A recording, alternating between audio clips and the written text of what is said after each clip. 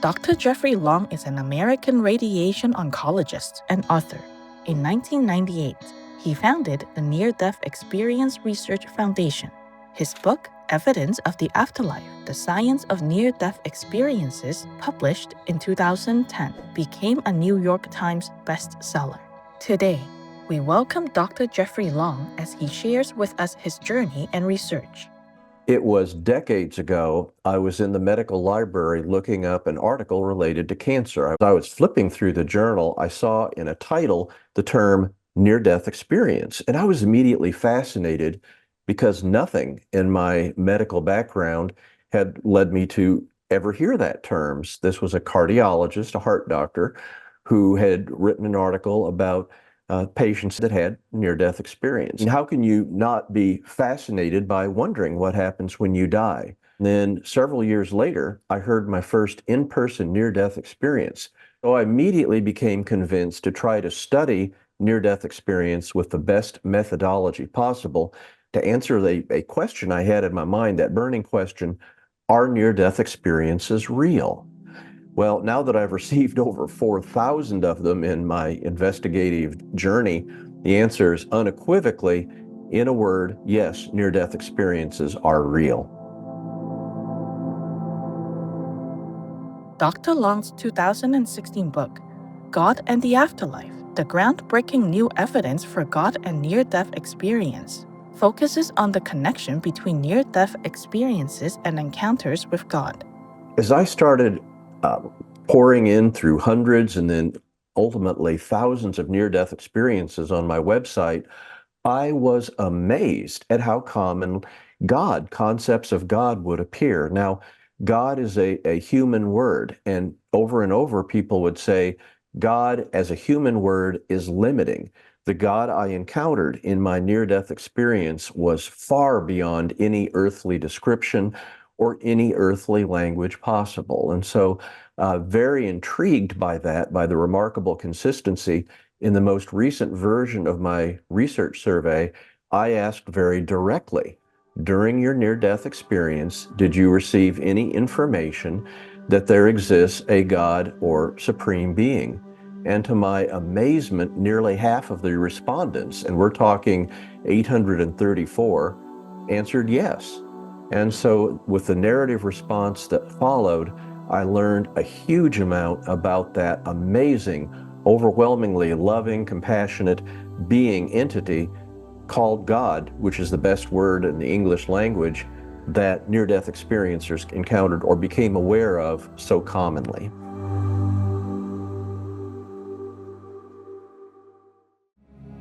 The most powerful daily prayer for any time and before meditation, which is the order from God, and Supreme Master Ching Hai shares with us by His blessed grace. We humbly worship, praise, thank, obey, and love God Almighty, the Most High, the greatest, for world vegan, world peace, and our soul liberation. We thank, love, praise the only Son of God, who is the ultimate Master for our salvation. We follow the teaching of all the saints and sages. We thank, love, and praise them, who are the representatives of God for our spiritual elevation.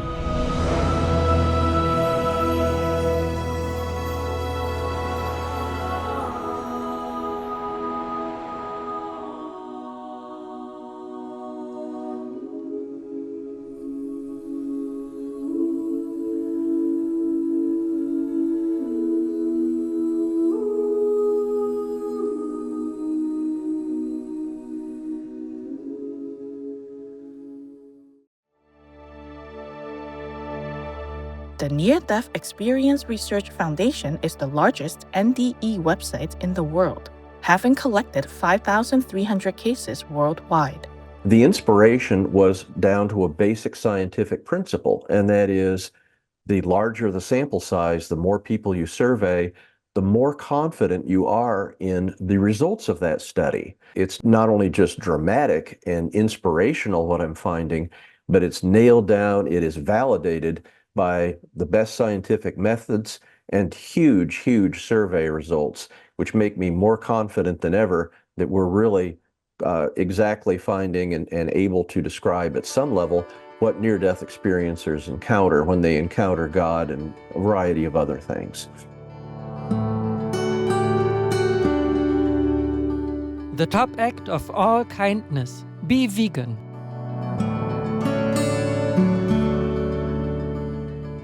Perceptive viewers, let's take time now to contemplate on God within our hearts. We'll be right back here on Supreme Master Television. Little cow person has the perfect answer during interview. Saber si ya prestan atención.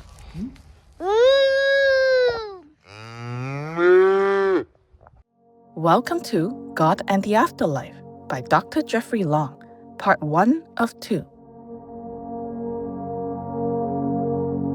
We asked Dr. Long, do diverse backgrounds and religious traditions influence near-death experiences? My wife, Jody, who's full-time webmaster for my Near-Death Experience Research Foundation, she single-handedly worked with volunteer translators from all around the world to have portions of the website, including its survey, translated into over 30 different languages. So amazingly, we can get near-death experiences shared in the native language literally worldwide. And many of these near-death experiences are from non-Western countries. So we've been able to do by far the largest cross-cultural study of near-death experience that's ever been reported. Everywhere in the world, whatever the language people have, the content, what happens during the near-death experience, is strikingly similar. And that's based on not only my analysis of scores of non-Western near-death experiences that we've received in our research, but I actually corroborated with a near-death experience researcher in Iran, and he had a couple dozen near-death experiences, Muslims, and again, content of the near-death experience absolutely strikingly similar to typical Western near-death experiences. So yeah, amazingly, it doesn't make any difference where on the planet you are when you have a near-death experience. Makes no difference whether you're, say, a Muslim in Egypt or a Hindu in India or a Christian in the United States or anybody anywhere that doesn't even have a religious belief. Wherever on the world you have a near-death experience, the content, what occurs in the near-death experience, is going to be strikingly similar. And that's exciting. That really shows that the near-death experience is like a core experience that really is a part of the potential experience of literally any person on the planet.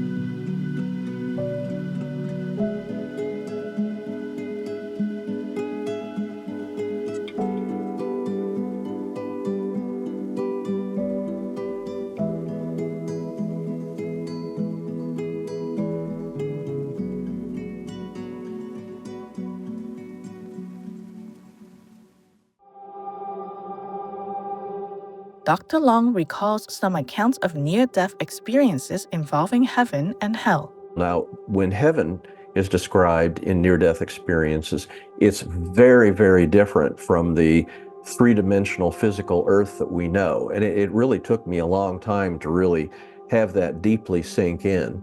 So what people overwhelmingly, consistently describe in near-death experiences of heaven is a realm that is literally not physical. In other words, in this non-material realm, time is either radically different or often described as doesn't exist at all. Communication is the best word in the English language is telepathic, but it's more than that.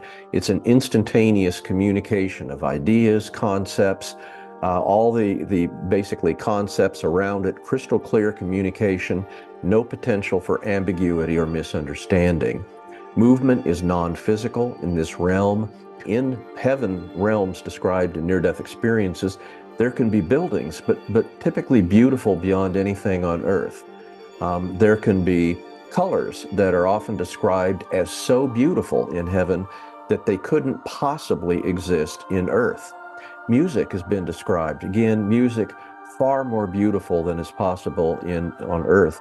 In these non-earthly or heavenly realms, they typically at this time feel overwhelming sense of peace and love and often describe this heavenly realm as feeling like their real home. They may encounter deceased loved ones. These are joyous reunions. Even deceased beloved pets may be encountered in this realm. So it's beautiful beyond, literally beyond language, what they're describing with heaven. And absolutely a wonderful place, far more amazing, beautiful, wonderful than anything that's literally possible anywhere on the planet. Very uncommonly, there are hellish experiences. Now, that can involve the demonic or a sense of fear by the person having the near-death experience. There can be frightening sounds. What they see can be frightening. I want to, number one, emphasize that these are extremely uncommon. A far more common experience that people have when they nearly die is due to something other than a near-death experience. A common confounder is what's called intensive care unit delirium. These are where people are critically ill and it's a hallucinatory experience. So it's very, very difficult to study this. In fact, some major researchers think there aren't any of these hellish near-death experiences at all. Now, I do think they exist, but I want to emphasize as we talk about hellish near-death experiences that very commonly described, even for beings in that realm, there seems to be a sense that if they ask for forgiveness, if they want to, with sincerity, leave that realm, they seem to have the ability. This forgiveness seems to be literally off the scale in that heavenly realm. Also, these hellish realms in near-death experiences are segregated. There seems to be a very separate, if you will, enclosed environment where hell is. It's completely separate from the surrounding hellish realm. In other words, these demonic evil beings cannot affect other people in heaven because they're confined in that place, and that's important too. So I think another important thing to consider for a hellish realm is that that's literally the best evidence that even in the afterlife, even in heaven, there's free will. Free will so universal, so great, that beings can choose to, rather than be in heaven, be among other malevolent evil beings like themselves confined to hell. So again, properly understood, hellish realms suggest the reality of free will, even to that extent, even in the afterlife. With gratitude to Dr. Jeffrey Long, we look forward to presenting more of his insights on near-death experiences in the next part of this show. For more information on God and the afterlife, please visit nderf.org.